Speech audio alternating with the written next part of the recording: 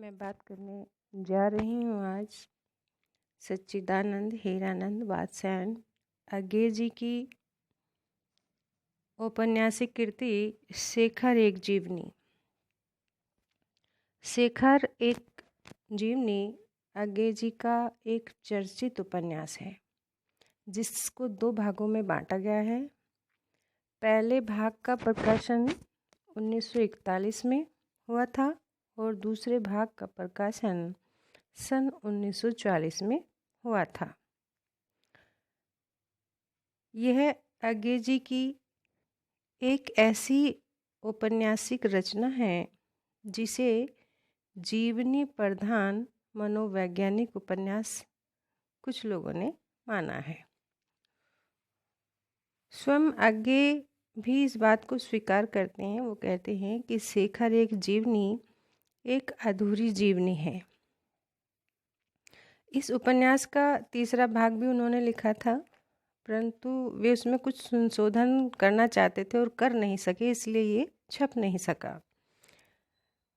सवाल उठा कि क्या शेखर एक जीवनी अज्ञे जी की अपनी जीवनी है?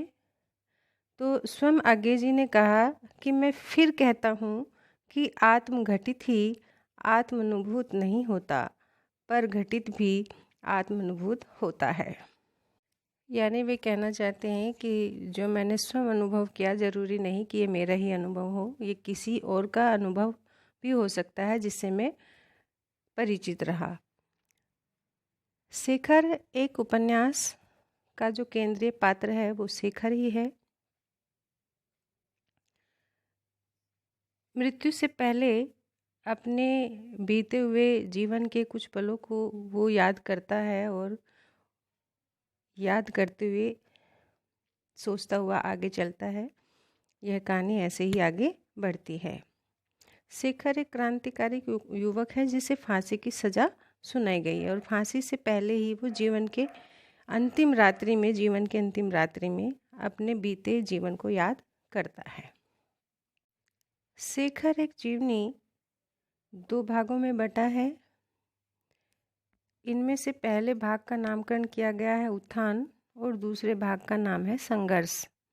पहले भाग के 4 खंड हैं, ऊषा और ईश्वर, बीज और अंकुर, प्रकृति और पुरुष तथा पुरुष और परिस्थिति। इसी प्रकार दूसरे भाग के भी 4 खंड किए गए हैं जिनके नाम हैं पुरुष और परिस्थिति, बंधन और जिज्ञासा, शशि और शेखर, धागे रस्सियाँ और गुंजर। शेखर बचपन से ही जिज्ञासु प्रवृत्ति कर रहा। जिज्ञासु प्रवृत्ति के कारण वो ऐसे ऐसे सवाल पूछ लेता था जो बड़े अटपटे होते थे और इन सवालों के कारण उसे कई बार मार खानी पड़ती थी। क्योंकि शेखर फांसी से पहले अपने अंतिम पल में अपने बीते जीवन को याद करता है, तो इस प्रकार इसमें पूर्व दीप्ति पद्धति को भी अपनाया गया है उपन्यास में, जिसे फ्लैश बैक भी कहा जा सकता है।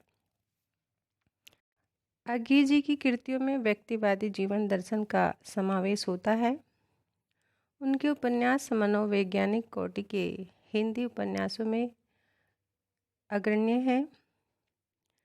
शेखर के बारे में अज्ञे स्वयं कहते हैं कि शेखर कोई बड़ा आदमी नहीं है, वह अच्छा आदमी भी नहीं है, लेकिन एक मानवता की संचित अनुभूतियों के प्रकाश में ईमानदारी से अपने को पहचानने की कोशिश कर रहा है। वह जागरूक, स्वतंत्र और एक ईमानदार है। शेखर का बचपन लखनऊ और कश्मीर में बीता। एक मद्रासी लड़की के संपर्क में आता है तो उसकी काम भावना जो है जागृत हो जाती है। इसी प्रकार नौकरानी के प्रति भी ऐसा ही वह अनुभव करता है। 15 वर्ष की अवस्था में वह मद्रास जैसे बड़े शहर में हॉस्टल में रहकर पढ़ाई करता है। मद्रास छोड़कर फिर वह लाहौर जाता है। लाहौर में वह बीए में प्रवेश लेना था उसको।